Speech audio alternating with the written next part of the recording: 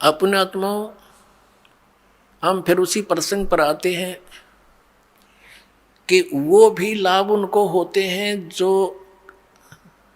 एक, जैसे किसी ने किसी व्यक्ति के कहने से या देखम देखा कहीं पर तीर्थ पर जाकर भंडारा कर दिया, कहीं पर कंबल बांट दिए, पक्षियों को दाने डाल दिए, कुत्तों को रोटी डाल दी, कोई प्याऊ बनवा दी, कोई धर्मशाला बनवा दी, कोई कुआं बनवा दिया।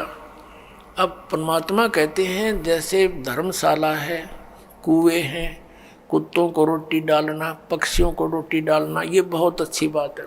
यह तो उपदेशी को भी चाहिए, अगर ऐसा वो कर सकता है तो कर सकता है। लेकिन मंदिर वगैरह में कहीं दान नहीं देना, मंदिर वगैरह नहीं हमने बनाने, क्योंकि हमने अपने मन मंदिर में पूजा करनी है उस परम पिता परमात्मा की, या अन्य किसी गुरुद्वारे में, मस्जिद में, चर्च के बनाने में हमें कोई सहयोग नहीं देना, क्योंकि हमने उन्हीं क्रियाओं पर अपना पैसा लगाना है जिससे हमें प्रभु मिले। और जो आदेश दास का हो, वो आदेश दास का क्या होगा, जो परमात्मा का विधान होगा उसी तरह करना।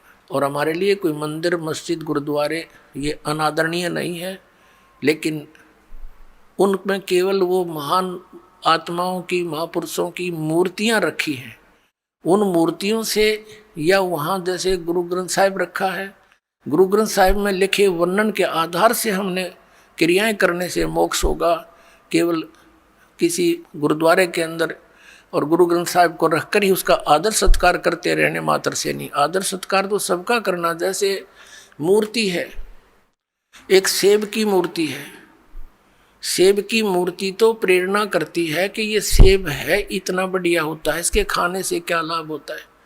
लेकिन वो पत्थर की मूर्ति सेब वाला काम नहीं करती। वह मूर्ति जरूर है उस पत्थर, उसकी वो अनादरणीय नहीं है, लेकिन वो मूर्ति सेब वाला काम नहीं कर सकती। जिन भगवानों की तुम मूर्ति बनाए रखे बैठे हो, वो मूर्ति वो काम नहीं कर सकती जो भगवान करेंगे। और उन भगवानों से लाभ लेने के लिए उनकी प्राप्ति के मंत्र भी इस दास के पास है, जो सबसे पहले वही दिए जाते हैं जिससे वो आपको कुछ लाभ दे सकेंगे। तो इस कारण से उन मंदिर, मस्जिद, गुरुद्वारों में परमात्मा की खोज में नहीं जाना, ये मनाही है। अब क्या आ गया, प्रश्न आता है कि जैसे ये भी धर्म करते हैं, गुरु बना नहीं रखे, और बना रखे हैं तो नकली बना रखे हैं, उनसे कोई लाभ नहीं होगा। और फिर उनसे भी लाभ होता है, कैसे? और फिर ये भी कहते हैं कि जैसे कर्म करोगे फल तो मिलेगा ही मिलेगा, अवश्य मिलेगा। जैसे आप देखते हो, एक कुत्ता बैठा है गाड़ी में, एक कुत्ता गाड़ी में बैठा है, मनुष्य उसका ड्राइवर है, और वो बैठा पछली सीट पे, और खिड़की में गन्नू मुंह काट के देख रहा है ना सैर सपट्टे से खूब। अब उस कुत्ते के रहने का एक अलग से रूम, उस रूम में एसी लगे होते हैं आजकल, और महीने में एक बार दो बार जो है ना वेटरनरी सर्जन उसकी जांच करने आता है, डॉक्टर, और सुंदर शोधित उसको जल और शोधित उसको आहार मिलता है, और उसका रहता कोठी में, और ड्राइवर उसका मनुष्य है आज के दिन। तो उस पुण्यात्मा ने कभी मनमुखी ये दान धर्म किए थे, उन दान धर्मों का फल उसको कुत्ते की योनि में मिल गया।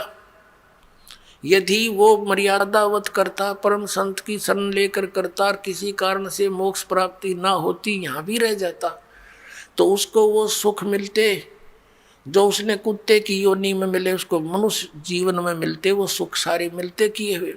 और फिर मनुष्य योनि में कभी ना कभी कोई संत भी मिल जाता। अब उसने जैसे जिसने मनमुखी दान किए, धर्म किए, कुत्ते की योनि प्राप्त कर ली। एक मनुष्य को सुविधा नहीं आज के दिन, ऐसे उन कुत्तों को सुविधाएं हैं। तो उसने सारा पुण्य अपना कुत्ते की योनि में खत्म किया, फिर बन गया सूअर। अब कौन उसने गद्दा में बिठा होगा, अब कहाँ से लाएगा वो सुविधाएं? तो इस प्रकार ये जो किया हुआ कर्म तो मिलेगा ही मिलेगा, लेकिन जो गुरु के बिना दान करते हैं वो इसलिए यूजलेस है, उसने तो जीवन नाश कर लिया।